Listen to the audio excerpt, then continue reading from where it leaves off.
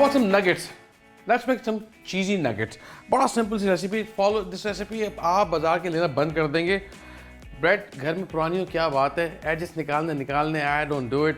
पानी में इसको सोप करना है हल्का सा और आपने इसको हाथ से जितना निचोड़ सकते हैं निचोड़ लें. इसका पानी वापस निकाल लें. Can you use old ones? Yes. एक दो दिन पुरानी ब्रेड वो भी यूज़ कर सकते हैं. अच्छा काम करेंगे. इसको हम पहले इसको पीस लेते हैं.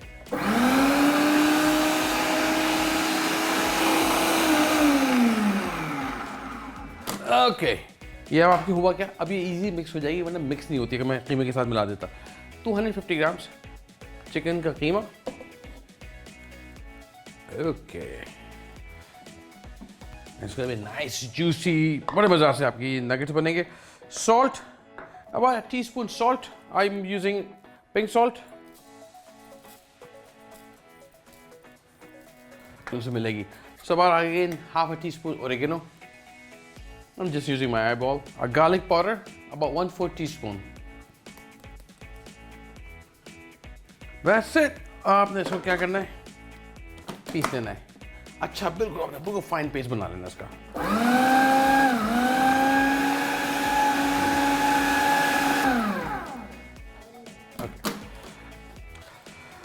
ओके जी ये आपने पीस लिया. इसको ले आते हैं. ट्रस्ट मी बहुत सारा बनाएगा. बाजार से लेके आते हैं. Cost lot of money. घर पे बनाएं. You know what you putting in it. और ये बहुत आपको सस्ता पड़ेगा. So now I have here is 3 बोल मेथड हम इसको कहते हैं ब्रेडिंग के लिए. मैदा अंडा ब्रेड क्रम्स. हल्का सा आपने हाथ में लिया इसको. अच्छा बहुत बड़ा नहीं लेंगे. लाइक अबाउट कोफ्ते के साइज़ का. और इसको आपने हाथ में थोड़ा सा स्पेस बनानी है इसके अंदर. और आई हैव चीज़ है मोज़रेला चेडर जो आपको पसंद हो. हम यूजिंग मोज़रेला. और ये रख के आपने इसको कवर कर देना. Nugget shape. So you want to make a round either way. सही. अब आपने क्या करना है इसको मैदे में फिलहाल हम रखते जाएंगे एक साथ. ओके जी ये आपने इसको मैदे में डालना है. मैदे में हल्की हर तरह से कोट कर लें. मैदे पे अंडे में डिप किया. एक साथ पहले मैदे वाले सारे सही कर लो. एक्सेस मैदा आप निकाल लें. शेप लिटिल बिट शेप देते जाएं इसको हाथ से. ओके जी मेक श्योर कि हर तरफ इसको आपने अच्छी तरह से इसको डिप करना है. इसको उठाएं एक्सेस को गिराएं और ब्रेड क्रम्स में इसको आपने डाल देना है.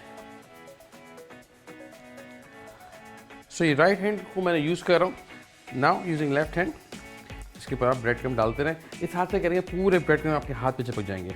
अच्छी तरह से कोट कर लें. मेक श्योर कि कोई जगह खाली ना रह जाए.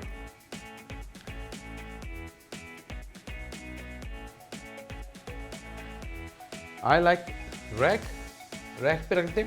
और ये स्टेज है इसको आप फ्रीज़र में फ्रीज़ कर लें.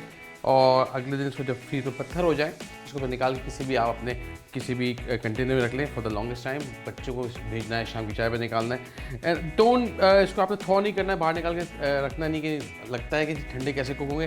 ट्रस्ट मी हल्की दरमियानी आंच पे कुक करें. बहुत आराम से ये कुक हो जाएंगे.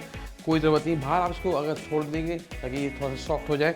वो का क्या इनकी जो ब्रेडिंग है वो सारी मेहनत है आपने की हुई है वो उतर जाएगी. ओके जी लेट्स गो. आइडियली घर पे हो तो उसको 10 से 15 मिनट डीप फ्रीजर में रख दें. फिर फ्राई करें. उससे क्या होता है कि क्रम्स आपके कम से कम गिरते हैं. एनीवेज बहुत तेज़ ऑयल नहीं लीजिएगा. हल्का सा सिजल आना चाहिए. That's it.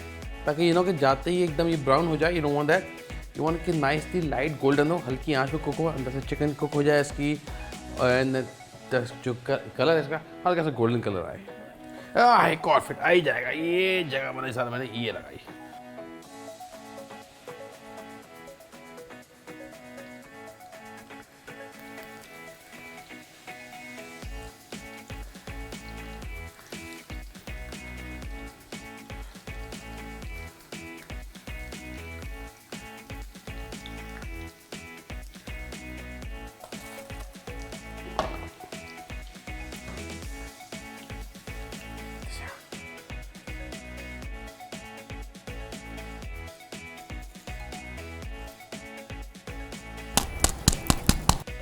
All right, look at this.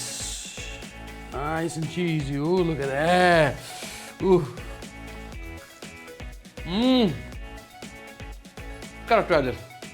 तो पसंद आए फ्रेंड्स एंड फैमिली के साथ शेयर करें, सब्सक्राइब करें चैनल को और कमेंट में ज़रूर लिखें कि आपने बनाया तो कैसा बना।